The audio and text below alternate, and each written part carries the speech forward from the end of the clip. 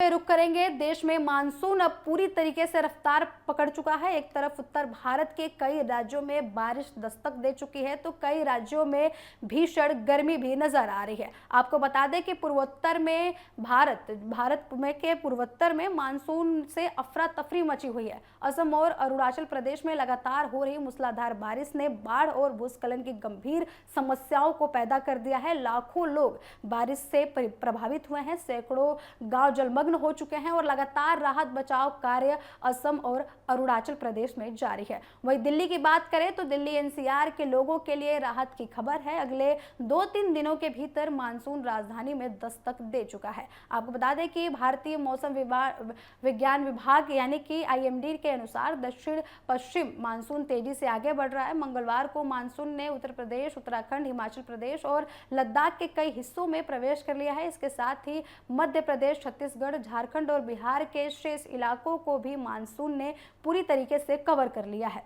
मौसम विभाग का कहना है कि अब हरियाणा, पंजाब, राजस्थान और दिल्ली एनसीआर में भी मानसून पहुंचने की परिस्थितियां पूरी तरीके से अनुकूल रूप से बन चुकी हैं। दिल्ली एनसीआर के लोग पिछले कई दिनों से भीषण गर्मी का सामना कर रहे थे और उमस से काफी परेशान थे। मंगलवार को राजधानी का अधिकतम तापमान 40.5 डिग्री सेल्सियस दर्ज किया गया, लेकिन हवा में नमी अधिक होने की वजह से मानसून जो है ये महसूस किया गया कि तापमान यानी कि फील्स लाइक तापमान 53.5 डिग्री सेल्सियस तक पहुंच गया है। तकनीकी रूप से भले ही लू घोषित नहीं की गई है, लेकिन उमस ने लोगों का हाल बेहाल कर दिया है।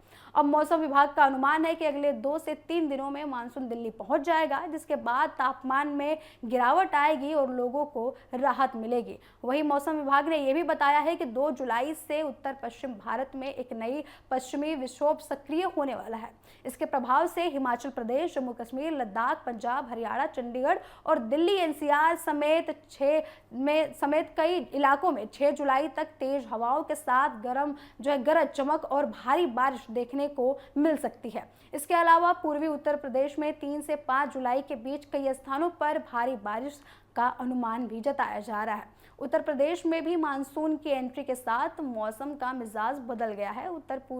पूर्वी उत्तर प्रदेश में 9 दिन की देरी से पहुंचे मानसून ने किसानों को बड़ी राहत दी है। मंगलवार को प्रदेश के कई जिलों में अच्छी बारिश दर्ज की गई। बरेली में 157 मिलीमीटर, ललितपुर में 106 मिलीमीटर, लखीमपुर खीरी में करीब 100 मिलीमीटर, अयोध्या में 70 मिलीमीटर और अंबेडकर नगर में 66 मिलीमीटर बारिश रिकॉर्ड की गई।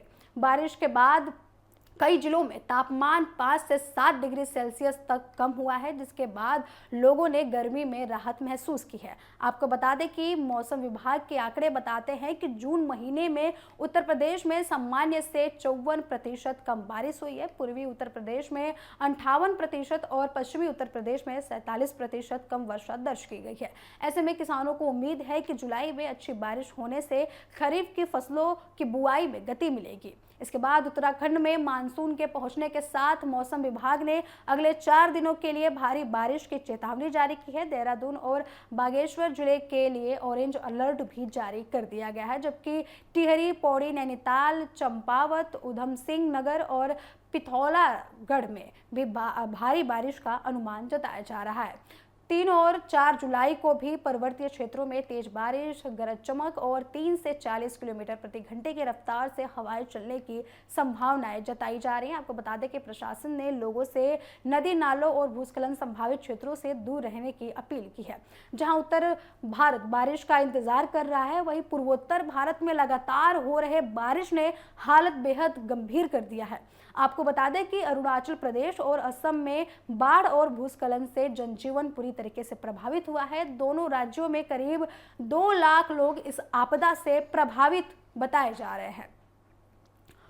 अरुणाचल प्रदेश के लोअर सियांग जिले में बाढ़ और भूस्खलन से भारी तबाही मच गई है। 14 गांवों के 3000 से अधिक लोग प्रभावित हुए हैं।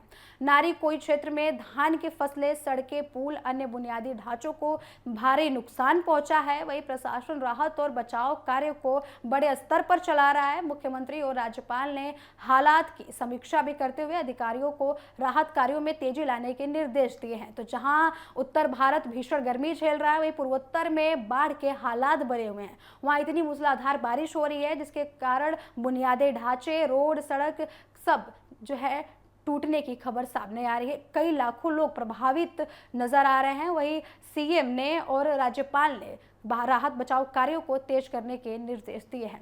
केंद्रीय मंत्री शिवराज सिंह चौहान और किरण रिजिजू ने भी राज्य सरकार के साथ बैठक कर स्थिति का जायजा लिया। अरुणाचल प्रदेश में 90,000 से अधिक लोग बाढ़ और बारिश से प्रभावित बताए जा रहे हैं।